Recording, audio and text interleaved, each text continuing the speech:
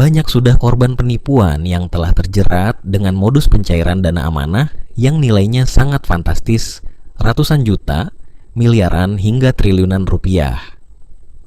Modus tipu-tipu ini sudah berlangsung bertahun-tahun, bahkan ada yang terlibat atau masuk anggota yang sudah puluhan tahun.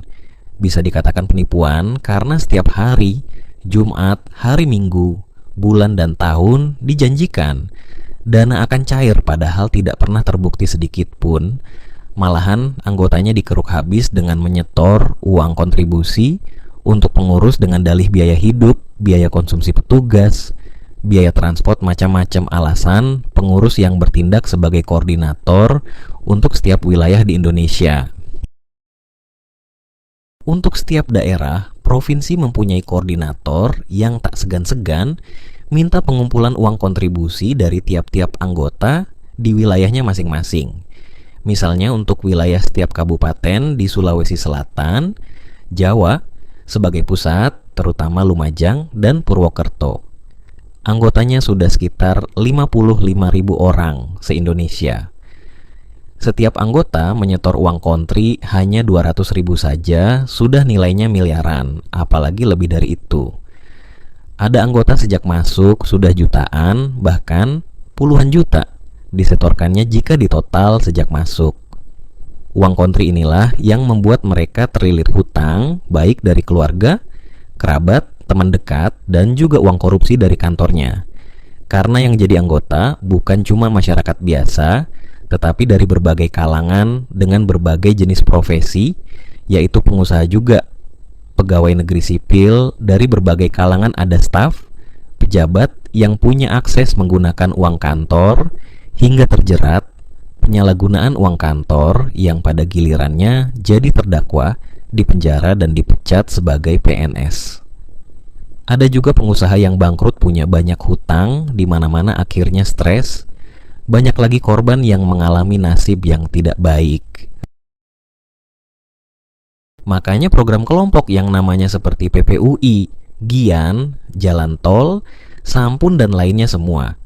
Kelompok ini punya koordinator dan pengurus masing-masing, cuman sama dalam programnya untuk pengurusan pencairan dana amanah yang tidak jelas.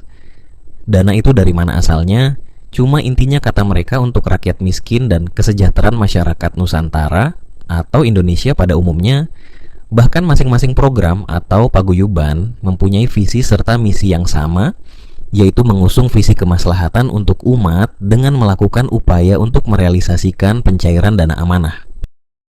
Pertanyaannya, mengapa mereka para pengurusnya seakan lepas dari jeratan hukum? Padahal sudah jelas-jelas melakukan tindakan penipuan dengan mengatasnamakan dana amanah. Hal itu dikarenakan ada sebagian para anggota yang merasa tidak tertipu. Mereka kontribusi atas kemauan sendiri. Menurut mereka kontribusi untuk membantu jalannya kepengurusan dan operasional di lapangan. Sedangkan yang merasa ditipu adalah anggota baru.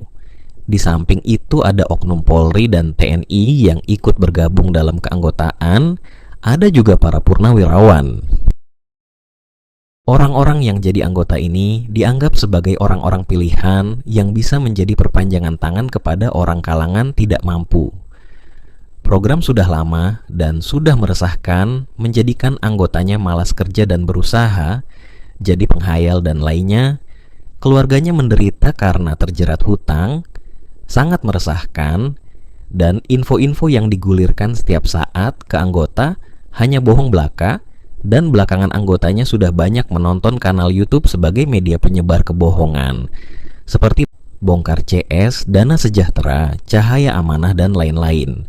Itu semua pemberi info tentang program dana amanah. Tiap saat cuma infonya meleset terus alias bohong. Namun tidak semua kanal YouTube itu bisa diartikan sebagai media penyebar kebohongan, walaupun sama-sama menayangkan konten video tentang dana amanah. Ada kanal yang menayangkan konten dana amanah yang tujuannya untuk hiburan semata. Ada juga kanal YouTube yang menayangkan konten dana amanah untuk mengedukasi masyarakat. Sedangkan kanal yang profesional pasti selalu menyertakan kalimat disclaimer, biasanya di awal video. Kreator menyampaikan, hal itu dimaksudkan untuk memberi pernyataan kepada audien bahwa pihak kreator tidak berafiliasi dengan kelompok tertentu atau mewakili kelompok tertentu. Seperti kanal YouTube Cahaya Mercusuar Nuswantara, Dana Revolusi, kanal-kanal itu di samping menayangkan konten dana amanah, akan tetapi ada nilai edukasinya. Terus ada lagi kanal Dana Sepuh Project Official, yang terakhir mengunggah sebuah ulasan seorang sesepuh. Itu bagi saya sangat dinamis, karena ulasannya menyampaikan himbauan kepada masyarakat untuk selalu waspada terhadap adanya program atau paguyuban dana amanah yang semakin meresahkan.